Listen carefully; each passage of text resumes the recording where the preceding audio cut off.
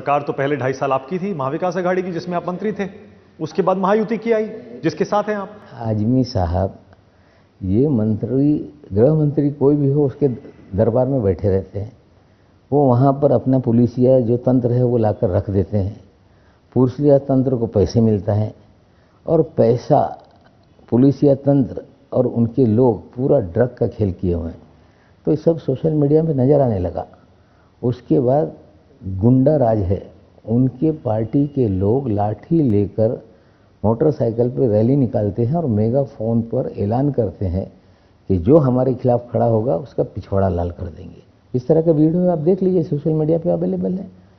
कोई महिला चली जाए कि गंदगी है, आप कारपोरेटर हैं, सफाई कीजिए, एनजीओ के लोग, तो उनके कपड़े फाड़ दिए जाए। महायुति की सरकार की नाक के नीचे इस तरह की गुंडागर्दी कैसे हो सकती है? सरकार की नाक के नीचे क्या हो रहा है, जब पूरा प्रशासन ये बिकाऊ हो जाए, प्रशासन जब पैसा ले ले, सरकार किसी की भी हो। महायुति सरकार में प्रशासन पैसे ले रहा है। प्रशासन जो है ये पूरी तरह से गुंडा राज और ड्रग का साम्राज्य फैलाने में जुटा हुआ है।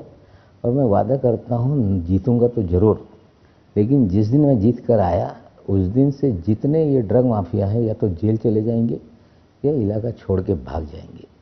जो ये अपने आप को, उनके कार्यकर्ता क्या कहते हैं, हम गब्बर आदमी हैं। तो गब्बर आदमी का जो, गब्बर सिंह का मैं वीरू या जय तो हूँ नहीं, लेकिन गब्बर आदमी को क्या करूँगा वो जनता देखेगी।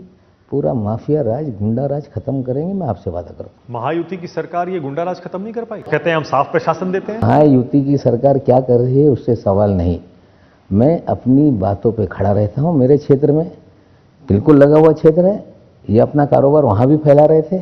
वहाँ पर हमने 8 लोगों को जेल के भीतर डाल दिया, एक भाग गया। तो हमें लगता है चीज़ें हैं। नवाब मलिक साहब, आप पर आरोप है कि आप सिर्फ वोट काटने के लिए, मुस्लिम वोट काटने के लिए यहाँ पर खड़े हुए हैं, और ये पूरा बीजेपी का, एनसीपी का, सबका मिला जुला गेम है। नहीं, ऐसा इस तरह की बातें होती रहती हैं। एक चीज़ समझ लीजिए कि महायुति को मात्र 28,000 वोट मिले हैं। कितने मिले हैं? जो बुलेट पटेल खड़ा है।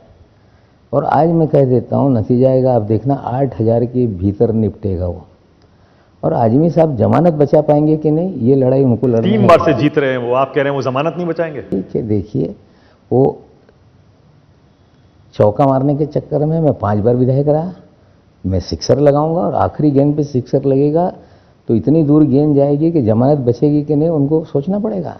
शिंदे गुट के उम्मीदवार को फायदा होगा 8,000 वोट। इसीलिए आपने, महायुति ने एक ऐसी रणनीति बनाई कि नवाब मलिक साहब को उतार दो, मुस्लिम वोट को बांट दो और शिवसेना शिंदे का उम्मीदवार जीत जाएगा। अबू आजमी के वोट कट जाएंगे। नहीं, ये तो प्रचार आजमी साहब का है। हिंदी में एक कहावत है कि भाटा कितना बाढ़ जाए तो लौकी नहीं हुई। 28,000 से वोट बढ़ नहीं सकता, लेकिन ये 8,000 के भीतर निपटेंगे। अब ये सारा तंत्र इन्होंने फैलाया, लोगों के बीच में गलतफहमी फैलाई।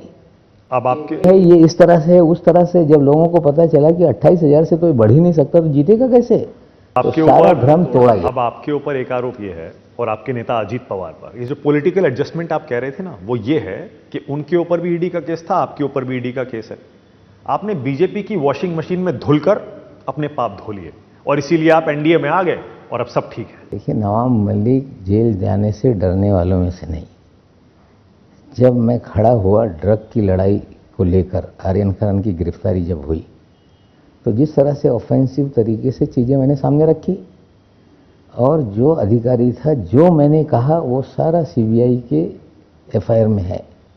उस वक्त मुझे लोग कह रहे थे कि इतनी ऑफेंसिव है, आपको जेल जाना है। मैंने कहा जेल मीरवान खेड़े वाले केस। जी, मैंने कहा कि जेल जाने से थोड़ी डरता हूँ मैं। देखिए, हम लोग समाजवादी विचारधारा के लोग हैं, और पहले लोहिया जी से लेके सारे नेता बोलते नेता की जिंदगी आधी रेल में आधी जेल में होती है। तो हम लोग रेल और जेल से डरने वाले लोग थोड़ी हैं। ये वॉशिंग मशीन, ये ठीक है, बोलने का तरीका है, लेकिन महाराष्ट्र की राजनीति में आपको बता दूं, इस तरह का जो लोग बोलते हैं, कल तक कांग्रेस के अध्यक्ष जी भारतीय जनता पार्टी में थे। नाना पटोले जी अभी कांग्रेसी हो गए। यहाँ पे कौन सा भाजपाई कब कांग्रेसी हो जाएगा, कब जैसे उद्धव ठाकरे, जैसे कौन सा, नहीं उद्धव जी के बारे में नहीं बोल रहा हूँ, जैसे चौहान साहब है, कौन सा कांग्रेसी कब भाजपाई हो जाएगा, घालमेल है। देखिए, नतीजा आने के बाद क्या होगा आज कोई कह नहीं सकता। आपकी ऐसी कोई डील उनके साथ नहीं हुई है कि आप मुझे जेल से निकालिए, अजीत पवार को ईडी के आरोप से बरी करिए और हम आपके साथ एनडीए में आएंगे? देखिए, मैं तो अस्पताल में था, मेडिकल ग्राउंड पे मुझे जमानत दी गई है। जो भी चीज़ें हैं, पैरामीटर है, किडनी का मेरा प्रॉब्लम है, कोर्ट के सामने है, चीज़ें सामने हैं, मुझे जमानत दी गई है मेडिकल ग्राउंड पे। डील क्या होगी? न्यायालय में मामला है, न्यायालय में हम अपनी बेगुनाही साबित करेंगे। आरटीआई से कागजात हमने निकाल के दे दिए कोर्ट को कि ये जो हम पर मुकदमा बनाया गया ये पूरी तरह से गलत है। ठीक है।